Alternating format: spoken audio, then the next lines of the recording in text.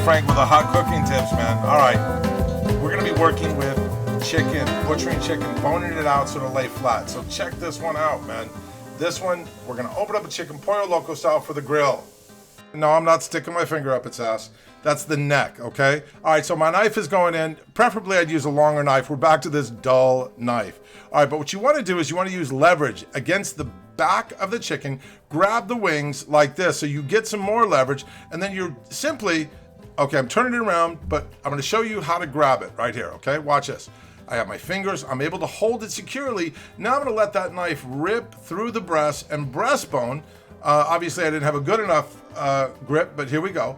We're gonna rip it through the breastbone so that we can open this up. Now I'm gonna turn it over so you can see what I did. Straight through the breastbone, okay? And we've opened up the chicken. We're not gonna do that hokey ass thing, man, where we take a pair of scissors and cut the back out. This is how a real chef would do it. Now watch my thumbs, okay? I'm putting my thumbs over the joints because we wanna dislocate this, just like we did the other one. Watch this, bang. Pop them both. They completely dislocate, which is gonna make the chicken lie a little bit flatter. But in order for it really to lie flat, we need to break this backbone. See this where I put my finger? It takes a little strength, but you're gonna break it in as many places as possible. See where it's still sticking up? I'm gonna break the vertebrae right there. All right, now when I'm done, look how much flatter this sits, okay? Now we wanna break the bone near the breast, that breastbone that we just cut through, and break it on the other side. Now look, it sits that much flatter. The next thing we're gonna do, see the joints right here? Back to those drumette joints, okay? Right there. I'm gonna insert my knife right between the cartilage of the drumette and the chicken breast. What this is gonna do is gonna allow me to cut the cartilage and fold the wings backward. A very unnatural thing, but it creates a great cooking process, man. See this? That's it right there, right? And this is the wrong knife, but it makes it, shows you can do this, man. This is nothing. All right, see me dislocate that again? Same thing we did in the Frenched out chicken breast. But this time we are dislocating it from the breast so that it'll lay flat on the grill. And what this does, what we'll be able to achieve is that you don't have to overcook this chicken. In other words, to get all the parts, everything's wide open. You don't have that when the breastbone is sitting against, or the wing against the breast, you got to cook it twice as long. Look how flat this is starting to lay now. This looks pretty good, man. This is how Pollo Loco does it. And when you cook, you want to cook on a low heat. All right. All right. The underside, the carriage. You're going to do 90% of the cooking on that carriage side, allowing the fat to go inside of the bird. Now we want to take the fat off the inside here because what's that going to do? Yeah, that's right, man. That shit's gonna catch on fire. As soon as you put that on the grill, man, it's gonna be on fire. So get that fat off. Chicken fat is very flammable. The most flammable is lamb fat. It's, you might as well make a torch with it. All right, so I'm just pulling out a little bit of those bits and pieces from the inside, making certain that those breastbones are broken real nicely.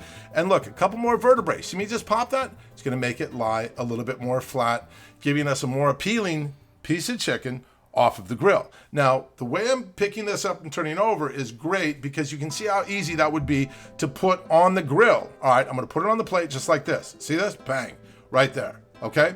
Now, see how nice and flat the chicken lays is gonna make it easy for us if we have more than one chicken. We're gonna then go ahead and we can stack the chickens on top of one another. It's really cool.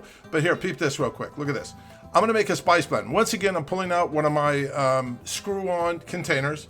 I've got a little bit of powdered sugar. Powdered sugar is great because it has cornstarch, which will thicken as juices come out, some Old Bay, and no, it's not what you're thinking. Come on. It's ground up dried jalapeno. I know what you were thinking. So at any rate, I'm gonna take what I've got here. Now, measurement isn't always precise, man, really. So use your own judgment. Measurement isn't always precise. I've got more or less, a little bit less than a quarter of a cup, maybe a third of a cup. I'm gonna put it in my container. Again, I like keeping my space in the kitchen real nice and clean, so I like to work in these sealed containers. You'll see a common thread throughout my recipes where I do this. All right, I just put a quarter cup, more or less again, into of the Old Bay. Now I'm gonna add, well, I don't want a full quarter cup of powdered sugar, but just about, no, I guess I changed my mind, didn't I? Just about a quarter cup. Now, again, the powdered sugar has cornstarch. Cornstarch binds on hot liquid, so you keep your integral juices in, all right? Now to this, the only thing I really need to add is some good sea salt. So I'm gonna add some sea salt to it, and it's gonna give us that nice balance between sweet and savory, okay? This isn't going to be overly salty, yet it's going to have a lot of nice flavor to it when it cooks. All right, so now we've got the dried jalapeno, we've got the Old Bay, we've got salt and the powdered sugar, and we're going to generously spread it on here. But before we do that, why spread it on if it's just going to fall off? I'm going to take some really good extra virgin olive oil and just kind of just moisten this chicken skin, because by doing this, when it cooks, now again, when it cooks like 90% on the carriage side, all the heat is going to hit the skin and give us a nice crisp skin. So again, copious amounts of spice blend. If I would have added more salt, then I could overdo it easily with the spice blend. You get me, right? You feel what I'm saying? Now, this is really going to turn the corner on this one. This recipe is happening as I'm making it for you guys, honestly, and it was amazing. Okay, I'm going to take some fresh lime. I'm going to squeeze the lime on top of the chicken. Now, you notice when I'm squeezing the lime, I cup it between my fingers. My fingers are going to catch any seeds. Now, I'm going to use a spoon. This is a great technique I'm showing you. Use your teaspoon as a reamer. Look at all the juice, man. Look at how this shit comes out. This is nice, right? Now, once again, we have olive oil, we have lime juice, we have that dried, dehydrated jalapeno, we've got the Old Bay, and we've got the what was that? The powdered sugar, right? Okay, so now we've turned it over. We're now going to get the carriage side of this, because it's going to cook on that side like probably 40 minutes. We won't flip this off the hot coals for at least 40 minutes, man. So here we go. Chicken's nicely seasoned. I'm going to flip this back over, at least I think I am. Now I'm going to hit it up with some more lime. That's right, we're going to put some lime in this.